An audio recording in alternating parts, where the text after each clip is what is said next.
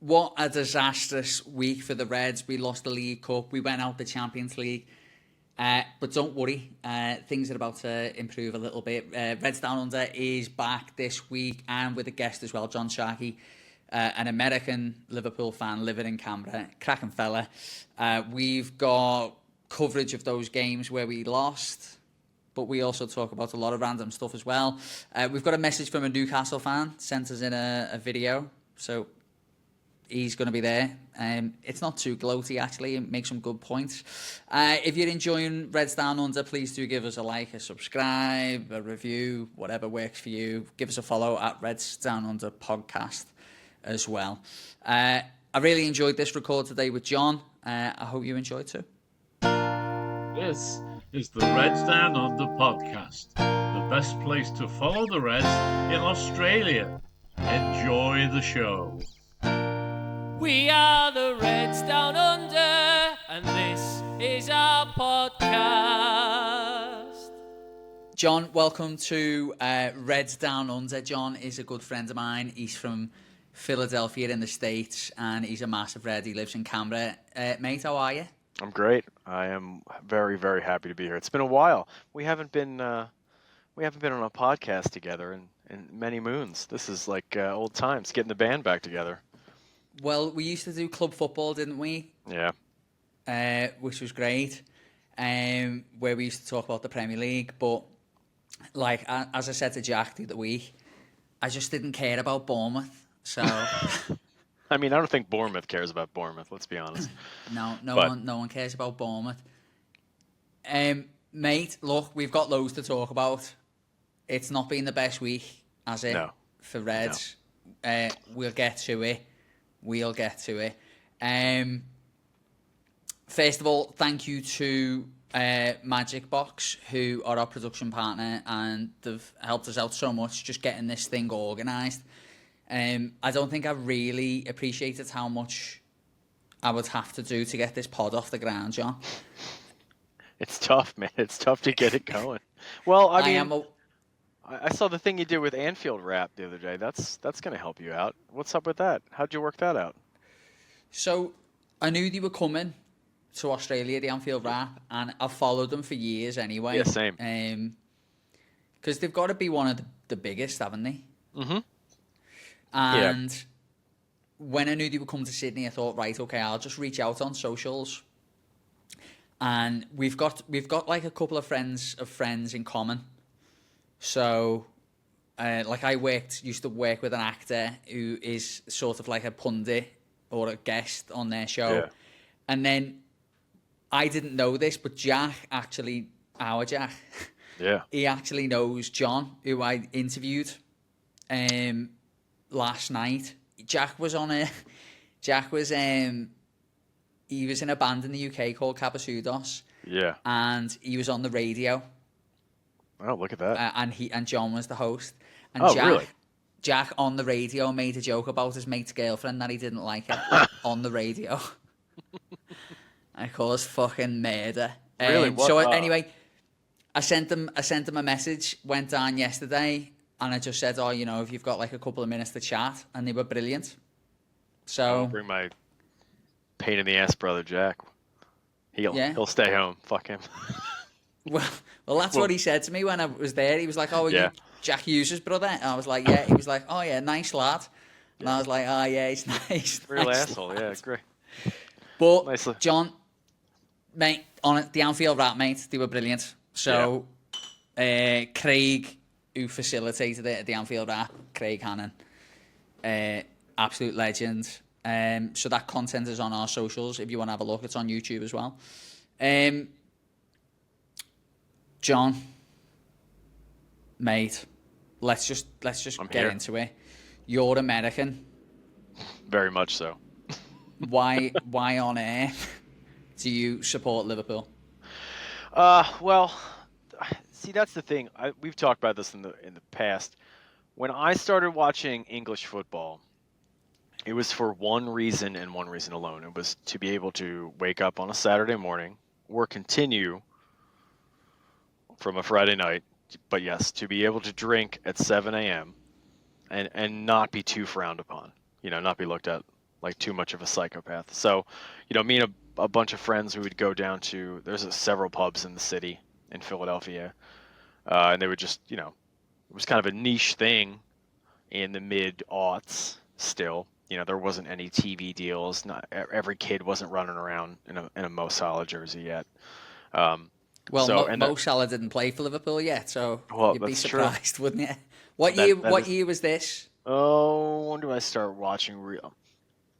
It was like 2005, 6 ish, and Was it then before? Was it before Istanbul or it was after after Istanbul? Istanbul. It was just after. And that really didn't play into the whole Liverpool thing for me because there were, like I said, there was no TV deal. You could only watch like 4 teams because they own like 4 teams had a following. Man U, like, nope, sorry. Chelsea, like that's not happening. Arsenal, I had a few friends who were Arsenal supporters, but they were annoying, so I didn't want to hang out with them every Saturday. And Liverpool, and I'm not saying that this was a game of addition by subtraction. Liverpool just were completely. They had, they seemed to have great fans, pretty decent politics, nothing too dodgy, floating around. Like that's the thing. Like Chelsea was kind of like absolutely not. Like I know about the Chelsea headhunters. I know about a lot of their kind of right wing leanings. Absolutely not. Man U, that's like, that's like buying your like LeBron Heat jersey. You know what I mean? Like no, not at that time too. They were just they were ruling the roost. So, and as a Philadelphia sports fan, where all of my teams have historically sucked ass, like like just never done anything good. And we'll get back to that being broken very soon. But this was right. That was before the Phillies won their second World Series. So it was before 2008. So the Phillies had only won one World Series in, at that point, over 100 years of baseball. So they were awful. The Eagles had never won a Super Bowl. They hadn't won an NFL championship since 1960. I don't like hockey. The Sixers, my basketball team, they hadn't won since 1983. So I was a year and a half old. So being a Man U supporter was kind of just not in the cards for me. It's just it's not the Philadelphia thing to do. It's like, sure, Lakers, Yankees, Man U, you can have it. That's your shit, not for me. So yeah, Liverpool was really appealing, and it was a cool team. Stevie G was like an enigmatic, kind of like just handsome, just flash, like not too flashy, but still, he was just very appealing player to watch. And like the Liverpool, my friends that were into it in Philadelphia were probably the cooler of my football hooligan drinking Saturday morning mates. So yeah, it really did. It sucked me in, and then eventually, it just kind of became like a second skin. It was just something you did. Liverpool was it. Like how long did it take? So, obviously I was born into the game, Yeah. I literally, even if I wanted a choice, wouldn't have a choice, Yep. Um You might have a choice. No, right? like genuinely you've got You couldn't be there's an two Everton. clubs, isn't there? There's Yeah, Liverpool and Everton, but you don't really choose your club. Of course not. I'm just saying. You So yeah. it's a I could have supported Liverpool or Liverpool reserves essentially. yeah. Okay, understood. So for me, it was like it always felt like Liverpool was always such like it was there. It was like you were saying, like a skin. So how long for you would you say you were watching the Reds before it was like, no, this is it. I can never support another club. This is my club. Pretty early on, like I knew once I picked it. It's funny. I like once I made this solidified, because at first you're just going, you're just watching it.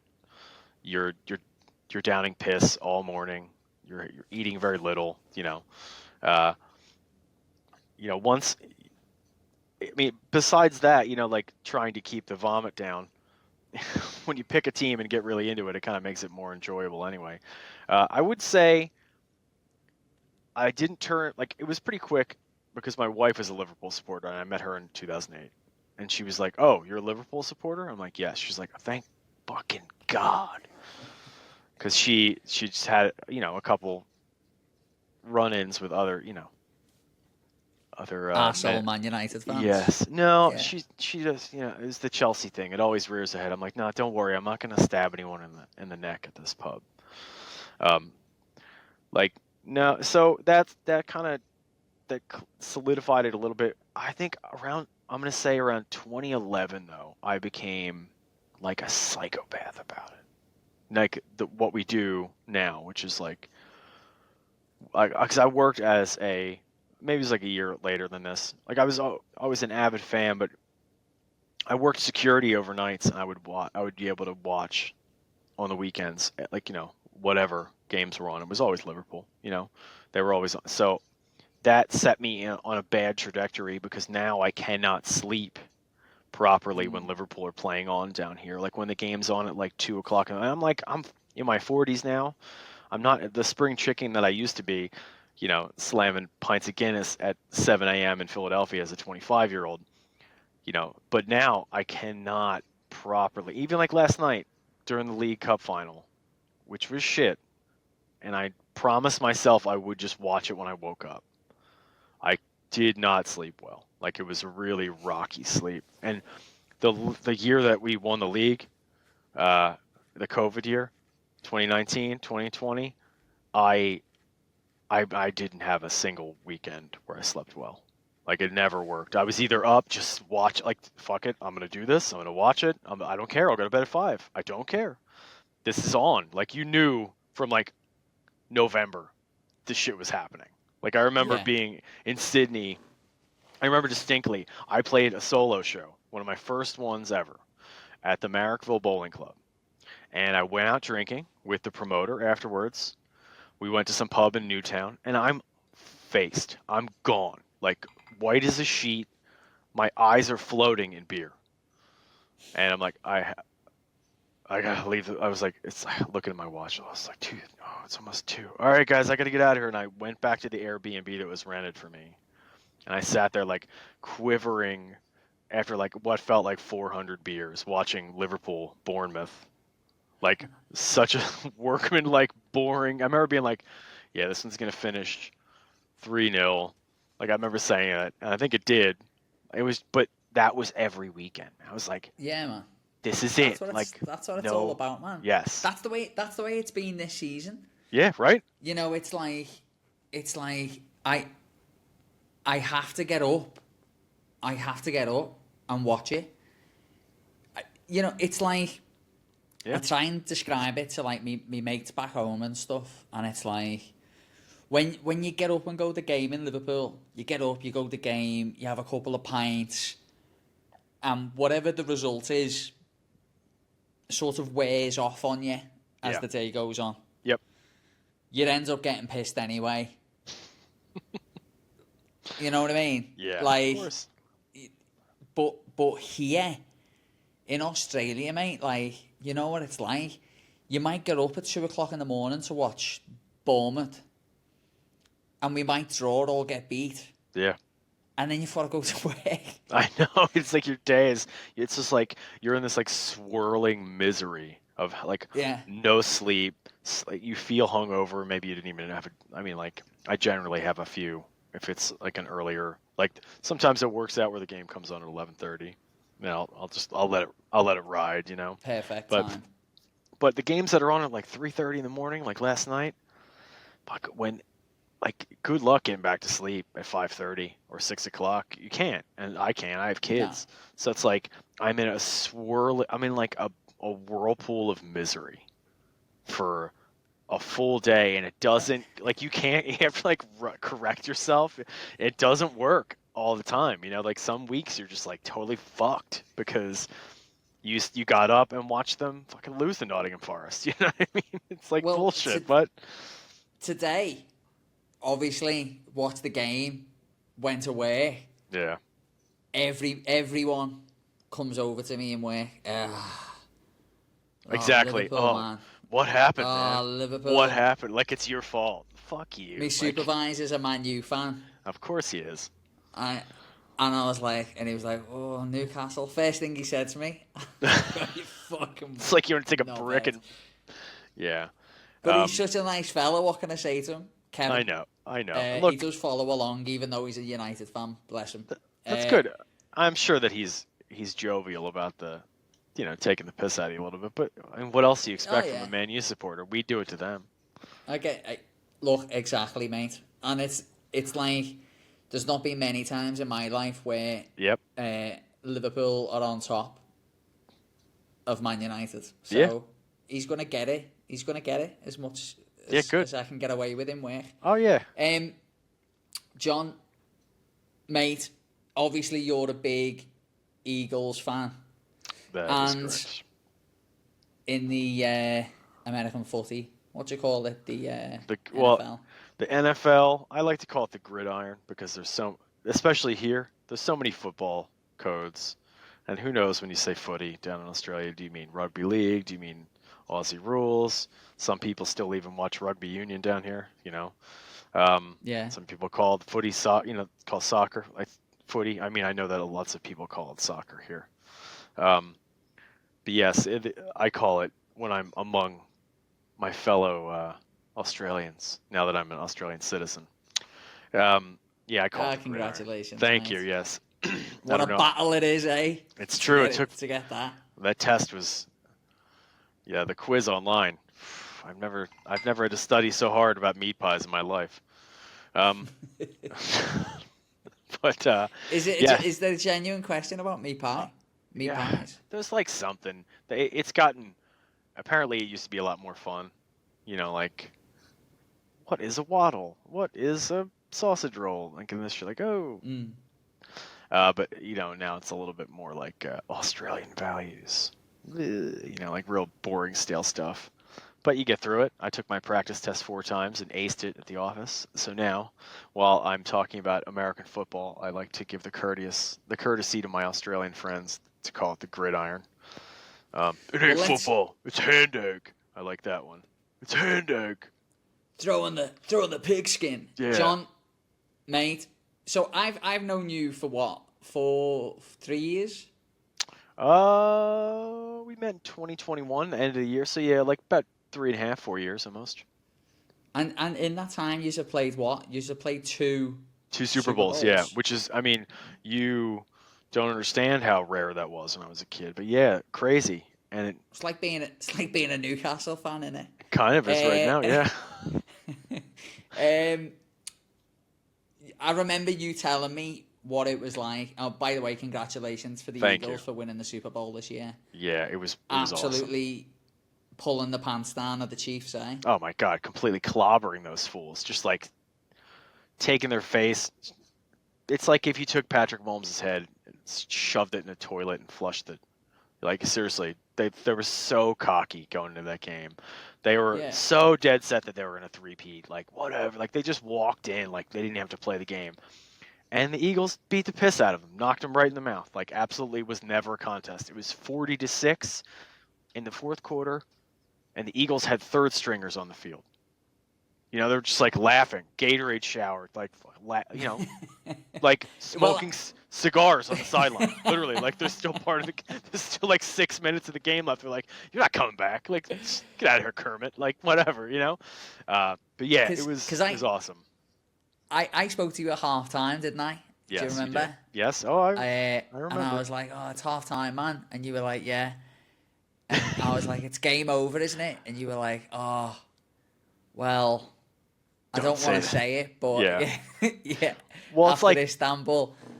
Yeah, exactly. That's what we were talking about. Like your brother Jack also was like a rock too, because he was texting me throughout the first half. Like every big play, I would get a text from Jack. He's like, "Yeah," like, and like I was like, because it was the morning, I was supplementing like bits of beer with like stress relieving tea. Like I was just losing. That's a great balance, man. A little bit of peppermint and a little bit of Guinness. It was incredible. It worked out so well. But it's like the most Philadelphian shit ever to be like up 34-0 in the Super Bowl, and people are like, "Yeah, it's over." Like, yo, shut up. It's not up. Like, shut up. Do not say that. But it so reminded me of Liverpool, like in so many ways, because we didn't win the league title for 30 years or something, and then we won the league with the most games to spare in the history of the league. Oh yeah, the Premier League, and now it looks like we're gonna do it again. Exactly. But every other year, other than that, is we're losing the league by a point in that, and then we smash it like the Eagles did. John, I remember you telling me about when you were in Philadelphia when they won it the first time. Can you tell the Reds down under, mate, what it was like in the city of Philadelphia? It was mayhem. It was bedlam, and so the Eagles had never won a Super Bowl, and whenever there's a championship in Philadelphia, when the Phillies won in 2008, I was down here for that, so I missed it. But all the footage looked wild. But this was unprecedented. The first Super Bowl. So the game clock goes down. I'm also a wreck during the whole game. I think I watched the fourth quarter through people's windows on my street. I had to leave the house. Oh yeah. So I'm walking down the street, holding my friend's daughter, who was 1 years old. Just needed something. I was looking in the windows. I had one time or another ran into a stranger's house to chest bump somebody. It's that kind of vibe. I left, never spoke to him ever again. Dude lived on my block. Never said another word to him again, ever. So they won, and my wife's go downtown, go to the city, because that's what they do. They have the official parade. Every team has the parade, but the unofficial parade happens then the second that shit goes off. Double zeros, Eagles win. Let's destroy the city. Let's go. We drove to South Philly. We walked. Broad Street is a north-south street that runs, for those who are not familiar with Philadelphia. It is apparently the second longest street in the northern hemisphere. It runs from the very bottom of the city, the southern limits, to the very northern limits. It's very long. So we got to the halfway down South Broad Street and started walking up, and people were just amassing, and just hordes of people. Cops are smoking drugs on the street, high-fiving you with a joint in their mouth. I watched I climbed up on a garbage truck that was in the middle of the street. They park garbage trucks to block the traffic so people can't ram through. So I climbed up right in front of the University of the Arts, climbed up on a garbage truck and stage dove into the crowd of people. The whole street was full. You couldn't land on the ground if you tried. It would be impossible. So we were diving off the trash truck. I watched and then you walk through the throngs of people, and you look to your left. Oh, there's the Ritz-Carlton, and there's 40 people on the awning. Oh wait, look, there it goes, collapsed, gone. Oh look, there's a fella hanging from the street light, straddling. Oh, he has just turned the street light upside down and almost broke his neck. Oh boy, people are there's enormous planters in Center City, these planters that are 3 meters wide. People just tipping them over, just total madness. And I'm giving you an approximation of what I can sort of remember, too, because many of my friends that night saw me and were like, yeah, we saw you, dude, and you looked right through us. You were You were the ghost again? Yeah. This white ghost seems to keep popping up, I'm the ghost. I'm the ghost with the most here in Canberra. But yeah, seriously, people were like, yeah, we saw you, and you were just had this huge shitting grin on your face, and you just were looked right through me. I waved my hand at you. You were gone. That's what it was like for a lot of people. I just didn't, light any cars on fire, stuff like that. But yeah. Well, you'd only just about probably stopped. Yeah. I may have done worse, but I'm not going to incriminate myself on a podcast. No, don't say it on the podcast. Tell me later. Yeah, well, I'll tell you later, yeah. I remember so when we won the treble in 2001. Yep. That was because we'd won the league cup in '95, but I was a kid, so when we won the treble, that was my first experience really of like a trophy parade. Yeah. And I was like, couldn't believe it. It was amazing. Seeing the bus go past and seeing 3 big trophies on the bus. Yo, it's nuts, like, right? Fuck. Yeah. And then you go forward then to 2005, Istanbul. Oh my God. And if you've never seen, people at home, I'm sure you have, if you've never seen the clips of a Liverpool trophy parade, go and watch Istanbul, go and watch when we won it in 2019, the European Cup. It's just bonkers. It sounds a little bit safer than what you're describing in Philly, but it's like you'd be standing there and you'll hear like, and you look up and there's like a fucking fella on a traffic light trying to get a good spot. You know what I mean? Yeah. Like, No, oh, I mean, shit. well, I mean, like that's mainly what it's like in Philly. Like, it's not. It's still a jovial experience. No, like I think I read in the paper a couple of days later there was only 3 arrests at that Super Bowl party after they won, and it was, I mean, they said 1 million people were on Broad Street. Like 1 million people, and you arrest 3 people. Like, yes, granted, the cops were smoking weed, but like still, you gotta like have some sort of semblance of like societal rules. Yeah. So I mean, I get it. It's not. It's such a cathartic moment. You want to do it with as many people as you can who have your shared interest and your shared passion. So, of course, that's not going to turn into a nightmare. You know, of course, that's going to be like a group catharsis, and you can kind of Yeah. yeah. And you've got to arrest 3 people, because if you don't arrest anyone, then You look questions like- are going to get asked. It's true. Like, really, there was no assholes at like it's Philadelphia after all. Come on, like somebody Yeah. did something. Someone shot a firework at a cop. Like, come on, somebody did something. Yeah, someone's done something wrong. Yeah. Have you ever heard of? Do you know what Mischief Night is? Oh hell yeah. Or yeah, Huh? do you have it in America? Oh, very much so. Yes. Really? Yeah, Mizzy Yes. Night we call it in Yeah. Liverpool. Hell yeah. Yeah. Yeah. Well, it's Mischievous Night or Devil's Night in the States. Yeah. Yeah. So I don't think Australians might know this, but I don't think they have it either. so you've got Halloween, and the night before is Mischief Night or Mizzy Night, and it's basically when all the kids go out and just fucking throw flour and eggs at houses, and innocent people on the street get caked, and Yep.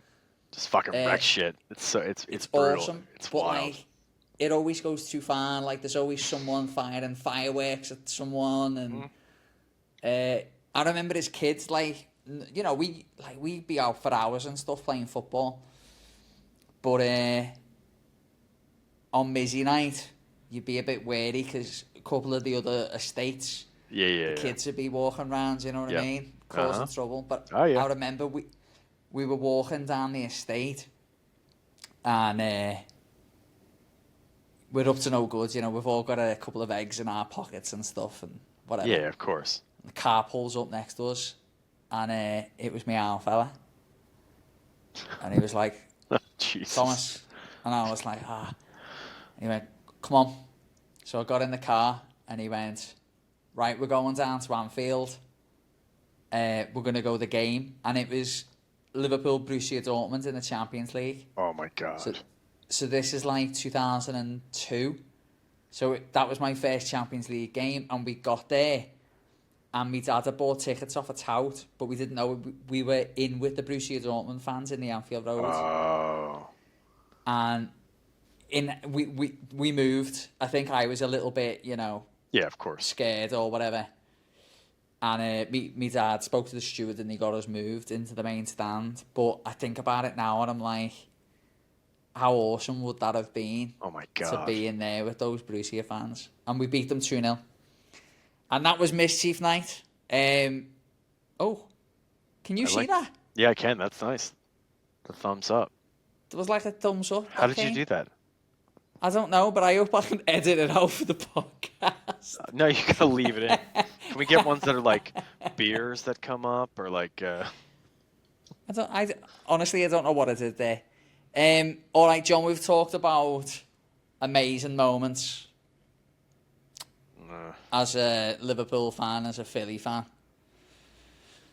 We're about half an hour into this podcast. Let's actually talk about what a terrible week it's been as a Red, mate. Where's your head at? Where's your heart at? My head is okay. So I'm gonna rationalize this for us. I'm gonna try to. So like we're used to these days, super teams like Man City just taking everything, like getting Champions League, winning the League Cup. If you're bored, like they seem like can't, like they lose it because they couldn't be fucked. Whatever. I don't want to play FA Cup anymore. I don't get that sense with this Liverpool team. They're running out of a little bit of steam. It makes sense. They've lost one league game. All right. They have played an insane amount of football. And really, like, maybe it's good that they don't win the FA Cup and the League Cup and the Champions League. Maybe they don't. That's I'm okay with that. As long as we get the league this year, which is looking like we're going to do. It's good. Maybe that's a good place for English football. Like, yeah, okay, Newcastle. I have a couple of Newcastle mates very happy. Like, great, good. Share in the joy. It's the League Cup. It's whatever. It would be awesome to have it, but it's in the end of the day. It's like whatever. FA Cup, same thing. I hate thinking like that these things are diluted so much because of the success that Liverpool's had in the Champions League and the way that the league is looking right now for us. I hate thinking like that, but maybe it is good. Like if we win the league and PSG wins, somehow pull out the Champions League, awesome, great. And whomever wins the FA Cup, Newcastle, I think that's a healthier spot for world football or European football to be in, where not one team is just sweeping the floor with you. At this point, it's not going to be Man City, so good. Like, great. It's a breath of fresh air this year. The Reds look exhausted. They looked completely off pace last night. They missed. They really did. As much as people bemoan his defensive work, Trent, they missed him. A lot of that attack went down his side. Konate was having to do a lot more work than he's used to doing. Just covered a lot more ground. So it just opened up space for that cross, that Isak goal. It just looks like a team that really is excited, are really in need of this international break. Their next home game, match is it's like 2 weeks from tomorrow, or it's like 16 days away. The 3rd or the 4th of April in the Merseyside derby. I think like to go out against PSG in the Champions League. Oh, by the way, I know what you're saying about spreading the wealth, but I couldn't give a fuck, mate. I know. Look, but I know what you're saying. You know what I'm saying? I understand what you're saying completely. And going into the season, if someone said to me, you could win the League Cup and the FA Cup, would you take it? I'd be like, it'd be a good season. Yeah. But the league's the bread and butter, isn't it? It is. That's the thing you want. You want another league. That's the one. That and the Champions League is the two. And then if you pick up the other two, that's great. You have to pick up the other two with either you win the two, you win the League Cup and the FA Cup, and finish in the Champions League, for it to be a successful season. A good season, yeah, it's true. Like Klopp won the League Cup last year, and great, he won a trophy in his last season. It was bullshit though. Like, it didn't matter. Like, oh, great, cool.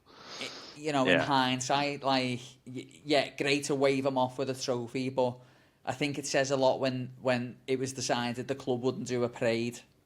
Yeah, it does. For the League Cup. I think it says a lot, like the cost and whatever of a parade.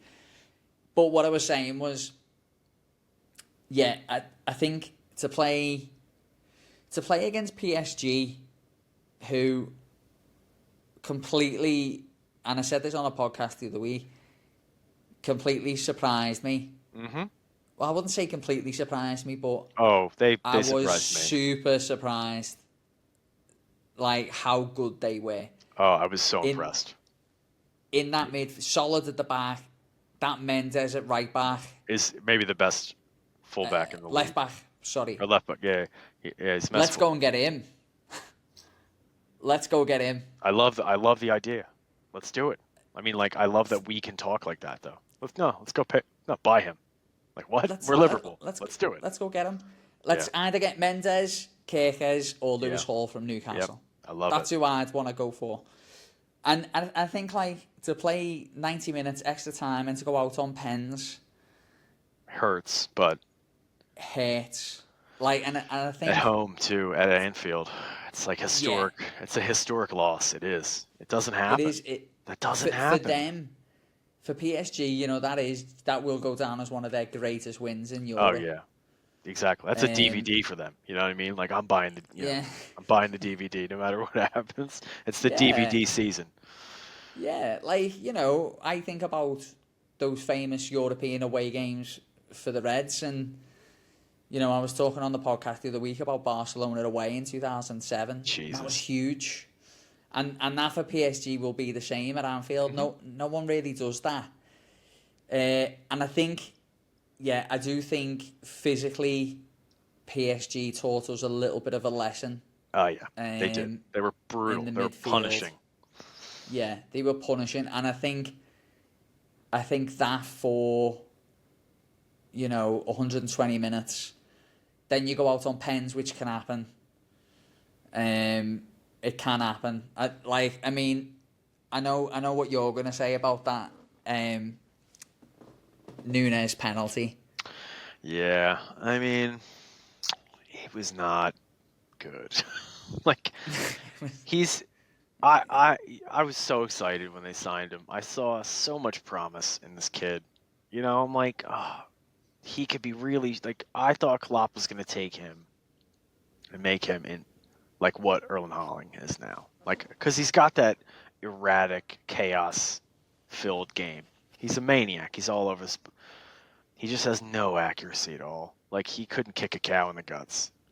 Like, really. And after a while, like, yes, he bangs in goals. I get it. But he's missed so many opportunities. And you have to think, what would our seasons in the last few years look like if he just converted half of those misses? You know what I mean? And you have to think, is that sustainable?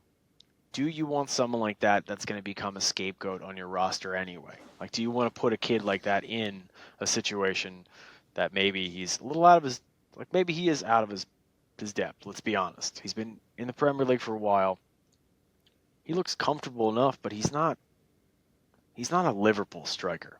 Let's be real. He's not. No, he's not. He's not a Liverpool number 9, is he? When you look at, like, I mean, not number 9 as in the number 9, but you look at, like, you mean. Michael Owen, Robbie Fowler, Ian Rush, Fernando Torres, Luis Suarez, you know, like, he's not even a Bobby. Bobby Firmino. He's not even close to that. You know what I mean? Like, Bobby is like I never had those feelings about, like, and Bobby Firmino wasn't a world beater either. He's an incredible player. But, you know, like, I don't know who is going to list him in any sort of, like, upper echelon of that position. I love him, but I don't think that's going to happen. He's not even a shade on Bobby. You know what I mean? Like, I don't know. Like, I know. But, you know, the thing is as well is, you know, if the club are going to have this philosophy of signing the next thing rather than the finished product, this will happen, won't it? Of course. Every now and again, you're going to get one, you know, and it won't quite work out. But what I will say is he does have his moments. He's not a great goal scorer, but he's the scorer of great goals. Yes. And hopefully, you know, at the end of the season, come what may, he's on that bus in Liverpool. Hell yeah. He's got the Premier League trophy he deserves above his head. I mean, big smile on his face. Yep. He's contributed. Yep. And he gets to go off into the sunset Exactly. saying, yeah, you know what, mate, I went to Liverpool and I won the League Cup and I won the Premier League. Yep. But I mean that. we'll Yeah. see. We We'll see. need to sign some players, don't we? We do. We have a few holes in the roster, and I think that people understand that within the club. You know, seeing how, like, just seeing it happen now. Like, the team is really fortunate to have the points tally that it does. And let's be honest, we are very fortunate that Man City totally shit the bed this year, and that Arsenal is still managed by Arteta, who will never win anything. That's a fact. He's like Jerry Jones, the Cowboys owner. Like, whenever they say, I'm never going to sell the Dallas Cowboys, sorry to bring American football back into this, but the owner of the Dallas Cowboys has just driven that once storied franchise into the ground, and I'm here for it. There's nothing but that makes a Philadelphia Eagles fan smile more than Jerry Jones continuing to run that ship into the sand. Same thing with Mikel Arteta. Give him the keys. Give him the keys. You know what, right? Like, so I'm a bit of a funny one on this because you know the way people love the Pep Guardiola football. Yep. And trying to think of other great examples of that sort of football. Arsene Wenger. Yeah. You know, I love a strong goalkeeper, a solid back four, Yep. a solid midfield. And Like, so when I look at Arsenal, I see them and I say, okay, he's actually went and took quite a lot of flair and he's flipped it yep. to be like a robot machine of a football team. But when you do that, you have to win trophies. Yep.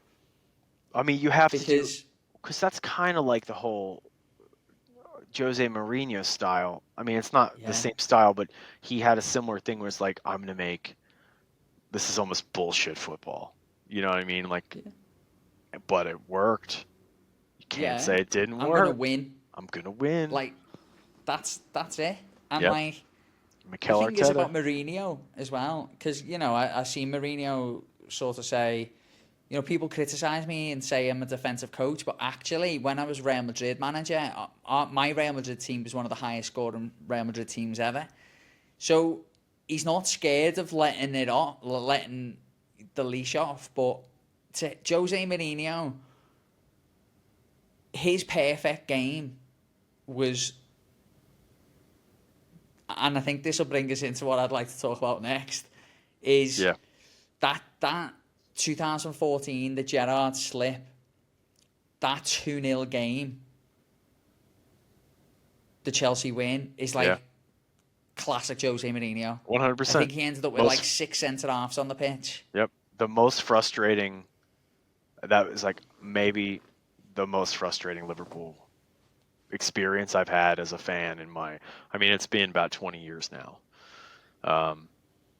So, I mean, I will let you lead us into the darkness here if you want to give a little preamble to our next session.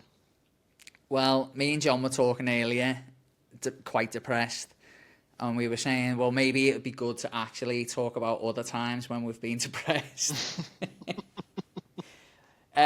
And that was one of them, obviously, the Gerrard slip. It was so bad. I was there, I was in the ground.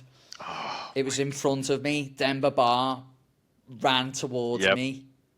I was right behind the goal in the car.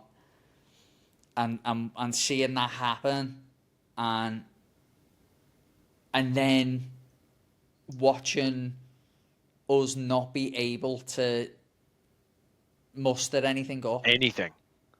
Anything really. I don't think we had a genuine chance on goal. Nope. And then Chelsea break right at the end, and they get the second. Yeah. This is painful hearing you say this again. Mate, Out this loud. was like this was like genuine like heartbreak because Uh-huh. the whole day before that was like, you know what, we're gonna go and beat Chelsea because that Take care of would've- business. Yeah. Like, we're gonna take care of it because Chelsea were third at the time and they still had an outside chance at the league. An outside chance yeah, like a very if like Liverpool and lost City every game. collapsed. Yeah, complete collapse. Yeah, so they, that win for them just kept them in the title race an extra game. But it was like, yeah, well, because we beat City a couple of weeks earlier at Anfield 3-2, Uh-huh. and it was like, we'll take care of Chelsea. And we just couldn't do it. Nope. But I remember watching it back, and I was like, I love Mourinho. I know every Liverpool fan hates Jose Mourinho, mate, but Yeah. I think he's great, like. Or he was great. He He was was great. he was the most frustrating, effective coach I've ever seen. Like, I have to tip my hat to him. Like, the dude definitely he definitely got it done. The way that Mikel Arteta I don't think will. Okay, I'm not going to say he's never going to win anything. I'm not trying to be that much of a cocky shithead. And he's dealing with a lot of. Like, look at Arsenal this year. They're depleted. So, like, I'm not trying to make excuses for him, but I'm not going to totally crucify the guy. But yeah, that. No. There's time yet. There's time yet. He's young, isn't he, as a It's manager? true. Oh yeah. Talking to cocky people, we will come back to the depression because I feel like it's going to help us get through the night. You know who I hate? The Newcastle assistant manager. I hate Eddie Howe too. Who's this geezer? Yeah. The tall, skinny fella. Wait, what's his name? Do you know what his name is? I don't know. Tall, skinny dickhead from Newcastle. Is that his name? Yeah. Right. He's just such an arsehole. Yeah, I know the one you're talking about. I hate him too. All right. What other fantastically depressing Liverpool moments have you got, John? So You must that have one, some. I'll color in that game, the slip game, just a little bit from my perspective. I woke up early, watched it at home with my son, who was just starting to get into football at the time. Now he's a world-class NPL striker for the U15 Woden Valley Football Club here in Canberra. But then he was about, what year was this? So he's 3 years old. 3 or 4, depending on what, because his birthday is in May. I forget the date of the game. So we watched the first half and that slip happened, and I'm just like, it's like my brain broke. It's just like, what the fuck did I just watch? Like, what the fuck is, like, oh my God, I couldn't believe it. I was like, and my wife's like, get out of the house. Like, you have to go out. Take your son to the playground. And I sat while he played on the swings and stuff, and on the, like a total Darrow parent, just like on Foot Mob on my phone, just refresh. Like, fuck, they're gonna score. This is bullshit. And then, like, all my asshole Chelsea friends texting me, like, what the fuck? Fuck you. I'm just like, it was like, and then that whole day after after they lost, I was just like, again, a zombie, like fucking seething with anger, ready to just rip someone's, like, just like bite someone's throat out. That was a bad day. Another bad day happened the direct match after it, which was going to Crystal Palace, or going to, I'm sorry, wait, why am I?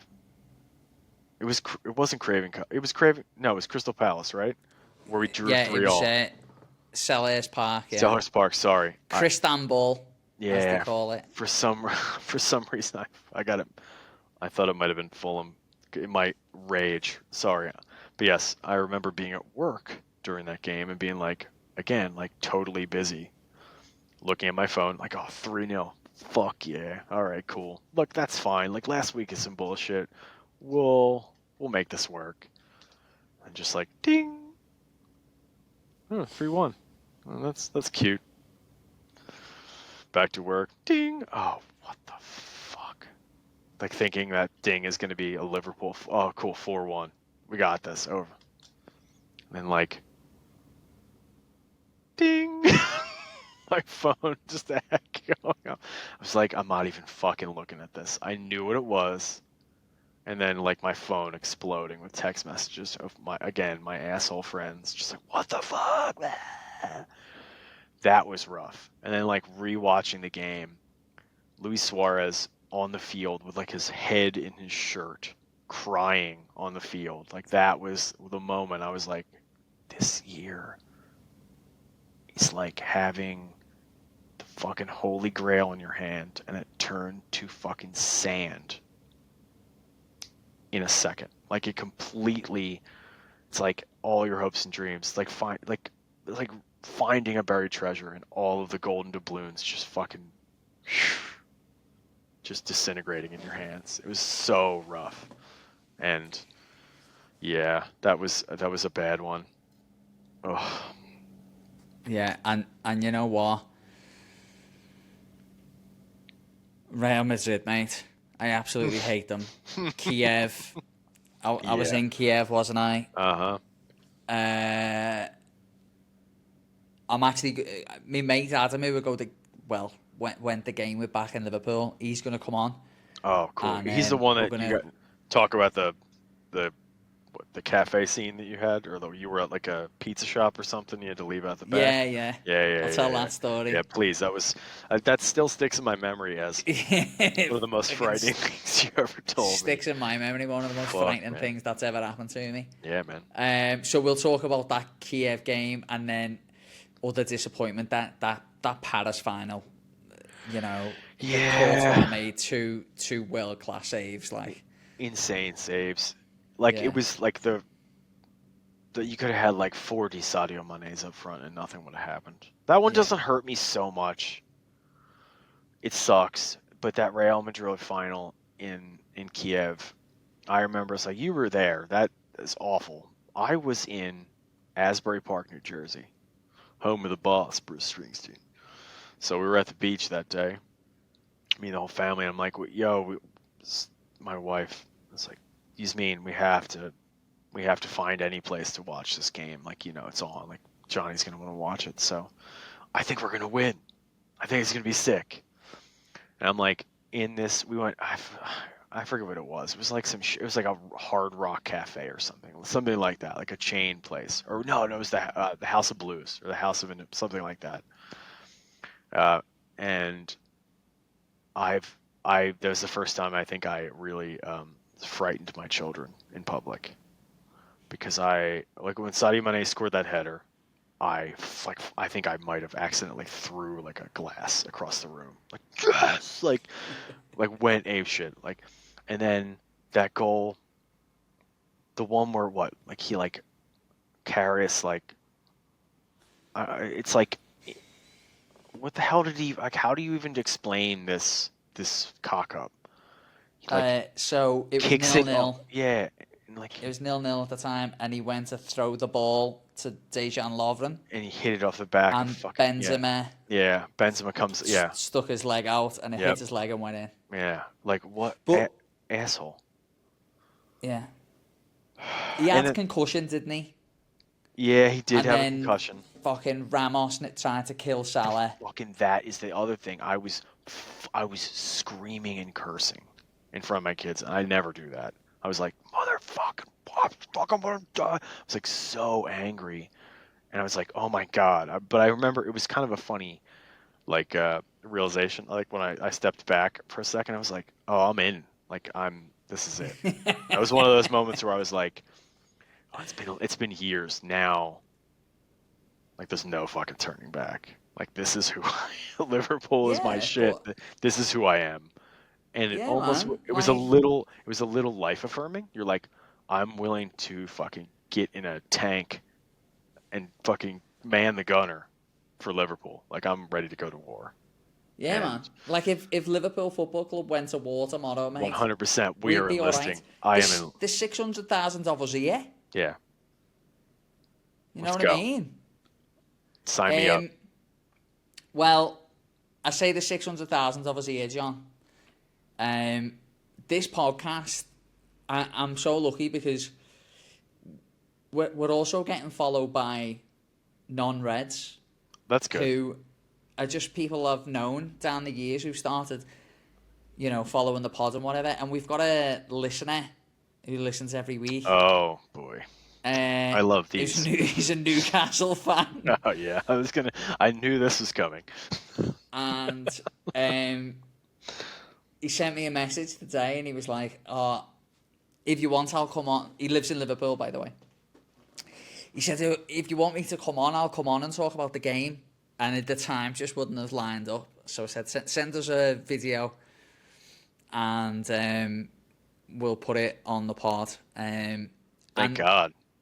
Yeah, I couldn't have spoke to him. But this is actually something. This is something we're going to do more regularly now, John, because we're going to have a bit of the pod called The Away End, and we're going to have guests on who are United fans or Chelsea fans or whatever, and we'll get like a different perspective. I love it. That's a great for people. I think Yeah. I think people enjoy it. Well, listen. All right, so this is Tom, Newcastle fan.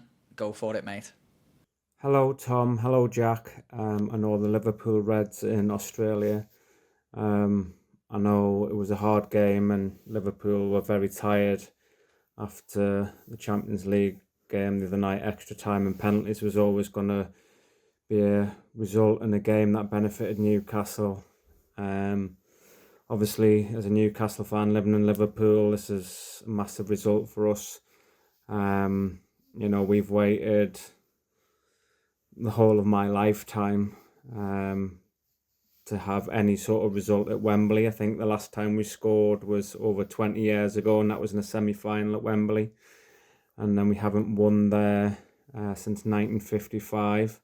My great uncle, Bob Stokoe, actually played in that last final when we beat Man City 3-1. Obviously, we've had a lot of hope with the Saudi Arabia takeover, but you've got to give all credit to Eddie Howe, Bruno Guimaraes, Sandro Tonali, Joe Linton. I know he's been very sort of hard in the tackles and the challenges, and probably could have got a red in the last 3 games against Liverpool. But I think, the passion he showed on the pitch for us fans has been huge.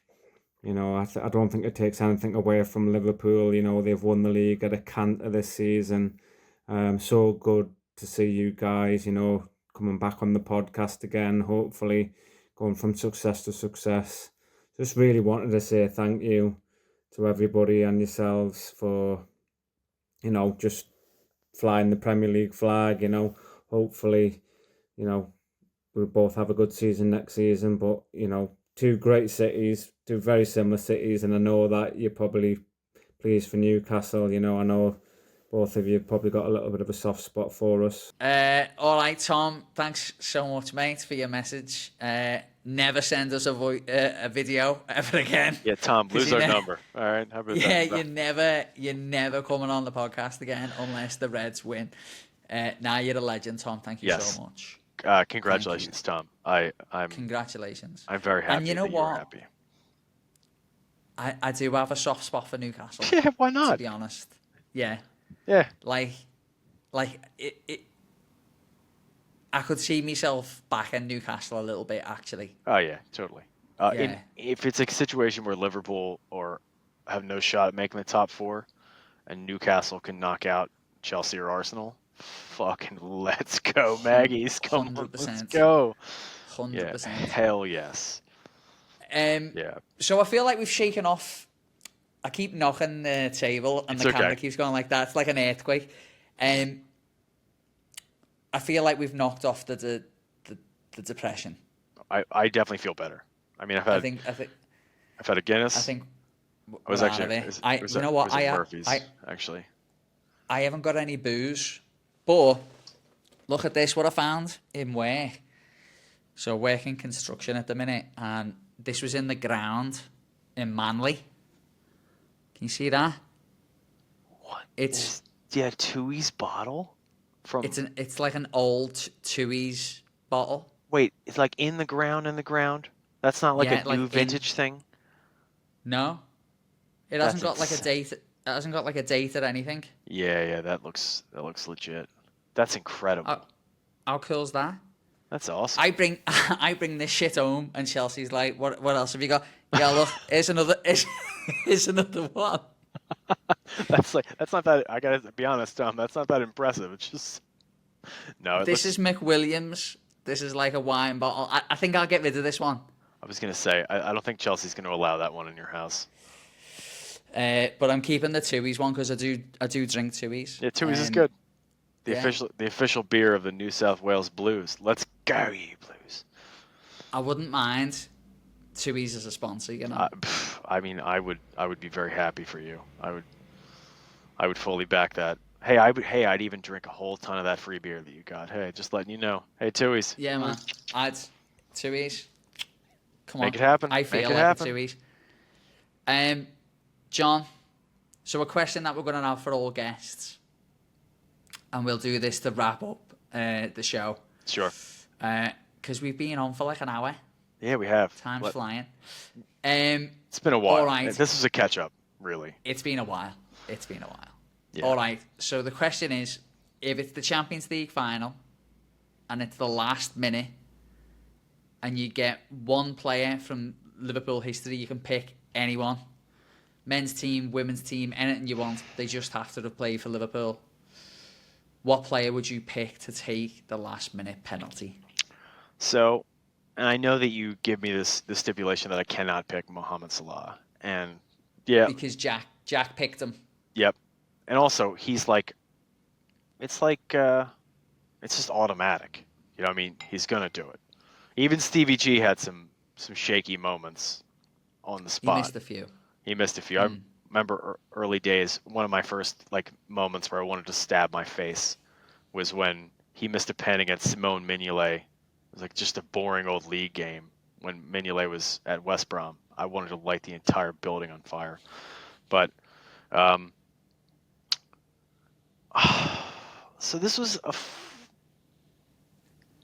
don't know. I have a couple funny ones. Like I was gonna say Martin Skirtle. Because if he missed, he would kill you. That dude's the most frightening. He's one of the most frightening men I've ever seen in my life. Scary bloke. Yeah, Him and scary. Daniel Agger, centre back pairing. Daniel. Scary blokes. Daniel was the other one. Yeah, but I think I would have to. I mean, does it have to be current team? No, it can be anybody. No. Anyone. Anyone from 1892 onwards, you can have. Although I don't really know many of the players from the 1890s. I'm not going to pretend. Look, if I'm going to go for real, I'm going to pick the captain, Van Dijk, Mr. Virgil. I think that he's. If I cannot pick Mohamed Salah, there's nobody cooler on that team than the captain. I'm sorry, my Dutch brother. He's so cool, isn't he? He is so cool. I feel like. Yes, if Salah's leg got chewed off by Sergio Ramos again, and he couldn't take a pen, yep, give it to the man. That is, yeah, it's either him or I think so. Yeah. Yeah. Van Dijk. That pen he took in the League Cup final last year. Yeah. Or was it the League Cup final? It might have been the FA The Cup year final. before, wasn't it? It was the FA Cup final against, wasn't it? No, because there's been so many. There was the year we beat Chelsea twice on shootout. It was the year before. I think it was the League Cup final though, Yeah. when Kepa was like standing in one side of the goal, and that's the side Van Dijk went. I think it was the League Cup final. Yeah. I can't remember. We get to so many finals, mate. Yeah, I don't. I mean, maybe that sounds stupid. Maybe it's another Dutch player. Maybe it's Dirk Kuyt. Maybe it's him. I'm just trying to think of dudes that were like cool and collected. You know, like if I had. It was good. Yeah. I remember. I love Dutch footballers. You know this, so it's like a. Yeah, I love Dutch footballers. Anytime Great we get kit. great kit, great accent. Yeah. Hardest language to learn. Don't ever do it on Duolingo. It's a waste of your time. Did you know that? I'm gonna completely mess this up, but the Dutch football team didn't used to wear orange. Yes, I did know this. I think they used to wear. Wait, hold on. Is it they used to I wear think they used to wear blue red and oh, white. maybe it's blue. Yeah. And then they needed a new kit, and the Oranger Bloom family, or whatever it was, Yeah. rich Dutch family, were like, "Oh, we'll buy you a kit, but it has to be orange," because that was like their family color. Yeah, it's like the William of Orange thing. I always thought that's what the Dutch football jersey was. Oh, that's a good thing to look up. I mean, I still have my my Netherlands kit, like my like '88 kit that I got on the streets of Amsterdam for Yeah. like for like €5. Yeah. Oh yeah, they're the best. You can get like the best bootleg shit in any of those in all those towns. I can't Yeah. wait to go when I go to Italy in 2 weeks. I cannot wait to feast on bootleg jerseys while I'm in. Man. Oh my god, I I'm gonna love come it. home. I'm gonna come home with a fucking like Santa Claus, just like slung over my back. But yeah, I want you to find me like such a bad bootleg version that it's like a Liverpool 2005 shirt, but instead of like Carlsberg, it says like candy or something. yeah, okay. That's how bad I want it to be. Yeah, I'll get you something rough. I will get or like the completely wrong one. Like I'll get you like the 7-Up, like the Fiorentina 7-Up logo on like a but it says Standard Charter and like the 7-Up. I love those Fiorentina kits. You know, I love those purple kits, man. I mean, they might be. I know this is a big one. They might be the best in club football. Like at all, like completely, like not even close. I love. There's a lot of good ones. Like I love the wow, was it '86 Ajax jersey? Like the wild, like it sort of looks like a Bayern Munich flag, but it's just like the TDK sponsor. That one's wild. I mean, again, the Liverpool yellow candy with like the red fleck on it is like beautiful. But I don't know if there's anything better than the 7-Up or the Nintendo Fiorentina jerseys. Like I don't think you can top them. The purple is just Yeah, I just always think of like Batistuta wearing that purple Fiorentina jersey, man. John, mate, look, you're going to Italy very soon. Yep. I think it's about time that we wrap up the pod. Thanks so much for coming on. Thanks so much to everyone for sitting with us and basically listening to us not really talk about the Reds at all and talk about whatever we wanted this week. If you are enjoying the pod, please do give us a like and subscribe, or follow us at Club Football Podcast on Instagram. We've got loads of content on there. It is the international break. Next week, I've got another guest. We'll be doing an episode of the away end where my good mate Curtis will be on to talk about Manchester United. So if you've got any questions, like, let's fucking nail this guy next week. So send any questions that you've got in. You know what I mean? Like, we've got like an hour with this guy. Like, let's make it fucking hell. Yeah, exactly. If he's submitting to it, fuck it. Go hard. Yeah. Go hard as a motherfucker. Like, go. He's keen, man. Yeah. He's keen. He's like one of these weirdos who wants to get like wax poured on them. Exactly. Yeah. He likes to get kicked in the balls, probably. Yeah, man. Yeah, and I'm willing to do it next week. Reds Down Under podcast. John, thank you so much, mate. Have a boss week, and I'm sure I'll speak to you in the week. Love you, Tommy. Thank you for having me on. Ta-ra, mate. Love you.